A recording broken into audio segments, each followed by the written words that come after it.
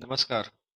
ધોરણ 9ના વહાલા વિદ્યાર્થી મિત્રો, સ્વાગત છે તમારું આપણી પોતાની યુટ્યુબ ચેનલ ઓશિયન ઓફ નોલેજમાં. આજે આપણે ધોરણ 9ના વિષય સંસ્કૃતમાં પાઠ 2 કુલસ્ય આચારઃ નું સંપૂર્ણ સ્વાધ્યાય સોલ્યુશન ઉત્તરો સાથે જોવાના છે. તો ચાલો આપણે શરૂ કરીએ.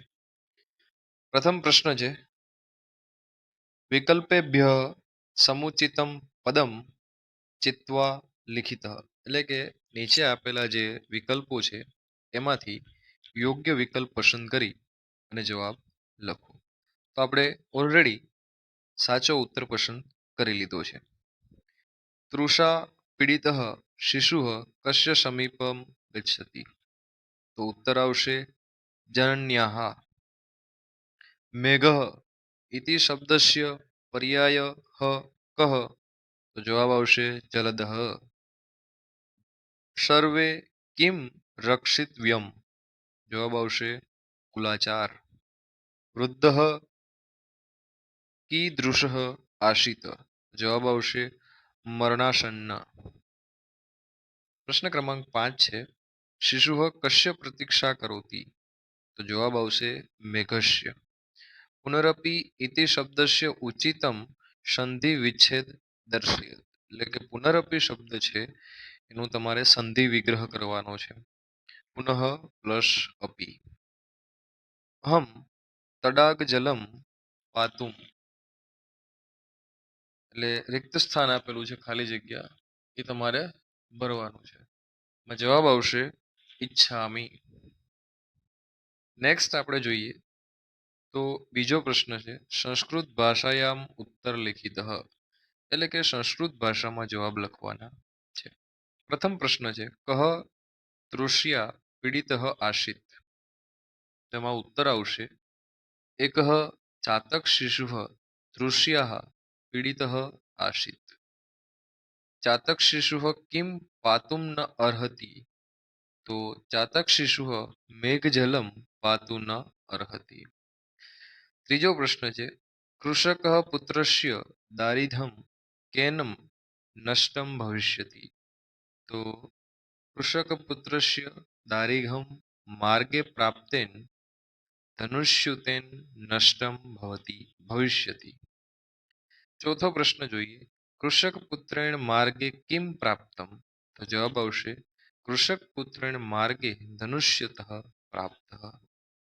પ્રશ્ન ક્રમાંક 5 જોઈએ મિત્રો, શિશુ તૃષા કેન નષ્ટા, તો જવાબ આવશે શિશુ તૃષા મેઘ જલસ્ય પાનેન નષ્ટા. અને પ્રશ્ન ક્રમાંક 3 તરફ આગળ વધીએ મિત્રો, રેખાંકિત પદના સ્થાને કોષ્ઠાકાત પદમ પ્રસ્થાપ્ય પ્રશ્ન વાક્યમ રચયત, એટલે કે જે રેખાંકિત શબ્દો કરેલા છે એ રેખાંકિત શબ્દના સ્થાને કોષ્ટકમાંથી શબ્દની પસંદગી કરી, પદની પસંદગી કરી અને પ્રશ્નાર્થ વાક્યો બનાવવાના છે. જોઈએ, જનનીમ શિશુ બોધ્યતી, કાહ શિશુ બોધ્યતી, બરાબર. પછી આગળ વધીએ બીજા પ્રશ્ન તરફ, માર્ગે પરિશ્રાંત સહ તિષ્ઠતિ, તો અહીંયા પરિશ્રાંત નીચે અંડરલાઈન છે અને ક્રીદૃશ એ અહીંયા મૂકીશું આપણે. કૃષક વૃદ્ધ આશિત, તો કૃષકના સ્થાને મૂકીશું કહ વૃદ્ધ આશિત. ચોથો પ્રશ્ન છે, ધનુષ્યતઃ માર્ગે પ્રાપ્ત, તો માર્ગે નીચે અંડરલાઈન છે, ધનુષ્ય કુત્ર પ્રાપ્ત, અને અંતે સહ તસ્ય સર્વ વૃતાંત કથયતી, તો તસ્યની નીચે લાઈન છે અને કશ્ય જવાબ આવશે. આગળ વધીએ પ્રશ્ન ક્રમાંક 4 તરફ, નિર્દેશાનુસાર ધાતુ રૂપાણામ પરિચય લિખિત, તો નિર્દેશ અનુસાર તમને જે ધાતુ કીધી છે એનો તમારે પરિચય આપવાનો છે. તો મિત્રો એ બધી જ ધાતુઓનો પરિચય અહીંયા આપેલો છે, એટલે આપણે એને જોઈ શકીએ છીએ. તમે ચાહો તો સ્ક્રીનશોટ લઈ શકો છો, અધર વિડીયો પોઝ કરી અને લખી શકો છો. ચાલો આગળ જઈએ પ્રશ્ન ક્રમાંક 5, અધો લિખિતાનામ પ્રશ્નાના ઉત્તરાણી માતૃભાષાયામ લિખિત, એટલે કે નીચે જે પ્રશ્નો લખેલા છે ના માતૃભાષામાં એટલે કે ગુજરાતીમાં જવાબ આપવાના છે. જોઈએ પ્રશ્ન ક્રમાંક 1. કુલાચાર એટલે શું? એટલે કે કુળનો આચાર, કુળની પરંપરા કે રીતિ.